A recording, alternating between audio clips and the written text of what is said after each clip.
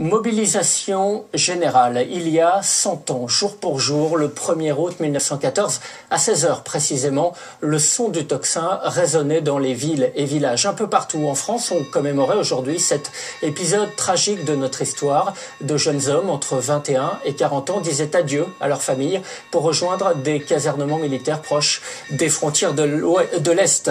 Et l'on retrouve notre invité Grégoire Tonnat. Bonsoir, vous êtes l'auteur de ce petit quiz de la Grande Guerre.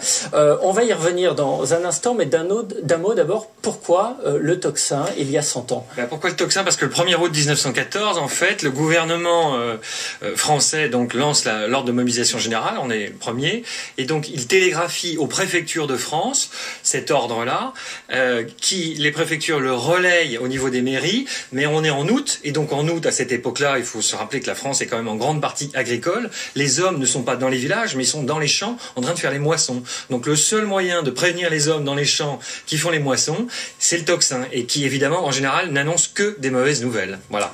Alors, on va reprendre un petit peu le fil de l'histoire. Le 3 août 1914, l'Allemagne déclenchait les hostilités. Et puis, le 4 août, comme dans un jeu de domino, c'est l'Angleterre qui déclarait la guerre à l'Allemagne. Mais les forces britanniques n'entreront que progressivement dans le conflit. C'est ce que montre cette exposition à découvrir jusqu'à la fin de l'année au musée de la Grande Guerre à Meaux. Farid Benbekay avec Philippe Aliès. L'un des drapeaux présents en 14-18 sur les rives de la Marne. Un drapeau et surtout un uniforme en avance sur son époque. Une tenue kaki, beaucoup moins visible sur le champ de bataille. Lorsque le 4 août 1914, le Royaume-Uni déclare la guerre à l'Allemagne, ce sont ainsi 90 000 hommes qui traversent la Manche.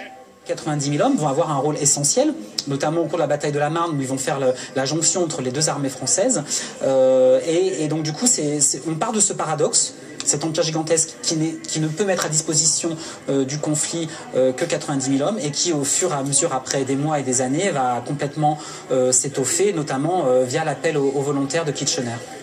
Car devant la fureur du conflit, l'État fait progressivement appel aux volontaires. De Londres à Belfast, une campagne sans précédent se met en place. Ces slogans vont résonner jusqu'en Inde, où les Britanniques sont présents. C'est alors que des dizaines de milliers de soldats originaires de Bombay ou de Karachi rejoignent la Marne. Cette exposition permet justement de mettre en lumière cet épisode historique, passé un peu inaperçu. Il n'y a pas eu beaucoup de pertes, très peu de victimes lors de la bataille de la Marne. Environ 2000 soldats britanniques tombés au combat sont inscrits au mémorial de la Ferté-sous-Jouarre. En comparaison avec les batailles qui ont suivi, c'est vraiment très peu. Voilà pourquoi cela n'a pas marqué la mémoire du peuple britannique. En fait, l'armée britannique n'est qu'un noyau dur qui servira de base à la constitution d'une grande armée, ce qu'elle deviendra plus tard. Fin 1914, sur le front de la Marne, 27 000 soldats et officiers britanniques tombèrent sous les balles allemandes. Un siècle plus tard, le musée de la Grande Guerre leur rend hommage. Ouverture au public jusqu'en décembre 2014. Alors Grégoire Tonnat, avec ce quiz, on apprend plein de choses. Il y a la grande histoire et puis il y a les petites anecdotes dans la grande histoire. J'ai appris par exemple en le lisant que les poilus se rasaient de près, contrairement à vous. Oui, alors en fait le terme poilu, c'est ce qu'on appelle une légende urbaine en fait.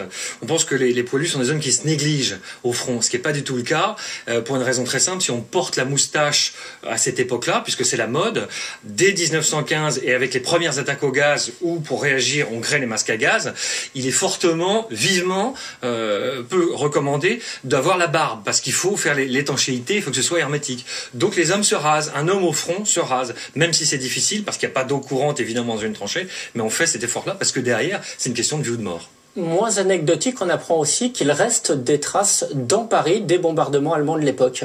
Oui, il y a plusieurs endroits en fait. Donc Paris a été bombardé à plusieurs reprises, à la fois par des zeppelins, des avions, de manière un peu sporadique, et puis à partir de 1918 et pendant plusieurs semaines, ce que les Parisiens ont appelé la grosse Bertha, qui est en fait le Paris-Kanonen, qui est un canon géant allemand, qui a provoqué effectivement une grosse panique dans la population. Donc vous avez deux endroits qu'on peut citer pour les Parisiens et les Franciliens qui nous écoutent. Donc vous avez en fait devant le ministère de la Défense boulevard Saint-Germain, au niveau du 231, vous avez des éclats d'obus qui ont abîmé la façade et il y a une petite plaque qui le signale. Et à l'angle de ce qui est l'ancien siège du Crédit Lyonnais, donc à l'angle de la rue du 4 septembre et de la rue de Choiseul, en fait vous avez aussi des éclats qui sont sur le mur, voilà, des traces des bombardements de cette époque-là.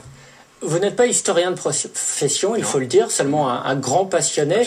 On le voit. Qu'est-ce qui vous a donné envie d'écrire ce quiz? Est-ce que c'est le risque peut-être d'oubli, alors que finalement la génération des poilus s'est éteinte il y a quelques années? Alors, en fait, on fête les 100 ans, donc tout ça s'éloigne pour les gens, et je me suis aperçu qu'une grande partie des gens avaient perdu les repères essentiels de ce qu'avait été la Grande Guerre. Et ce qui m'intéresse, c'est évidemment d'évoquer la mémoire de ces gens. Environ 1 400 000 soldats français sont morts et ont donné leur vie à cette époque-là. Mais d'ailleurs, ce qui est intéressant, c'était l'idée de ce petit livre, ce petit quiz, c'est de dire, voilà, 1 400 000 morts, c'est environ 880 morts par jour. Et ça parle plus aux gens.